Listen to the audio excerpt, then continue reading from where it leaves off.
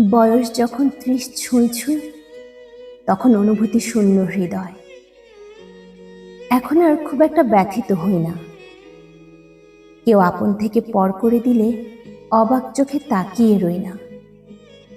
খুব আবেগী হয়ে কাউকে বলি না, যেও না, দয়া করে থেকে যাও। প্রচন্ড কষ্ট পেলে এখন আর মরে যেতে ইচ্ছা হয় না। কারোর কথার আঘাত হৃদয় পর্যন্ত পৌঁছায় না। চোখে এখন আর জোয়ার আসে না। অভিযোগগুলো বাক্সবন্দি ধুলোর শহরে। অথচ ২০ কিংবা ২১-এ অনুভূতিগুলো কতটা জীবন্ত ছিল। অল্প আঘাতে যেন ভেঙে চুরমার হতাম।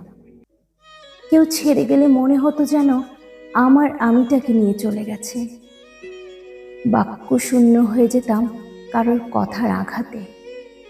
হাউ মাউ করে কাঁদতাম আকাশের দিকে তাকিয়ে। হাজারটা অভিযোগ লিখে রাখতাম হৃদয়। বয়সের ব্যবধান একটা এলোমেলো মানুষকে সময় গুছিয়ে দেয়। এখন আর ব্যথিত হই না অকারণের কারণগুলোতে। এখন অনুভূতি শূন্য হৃদয় বিবেক দিয়ে পরিপূর্ণ।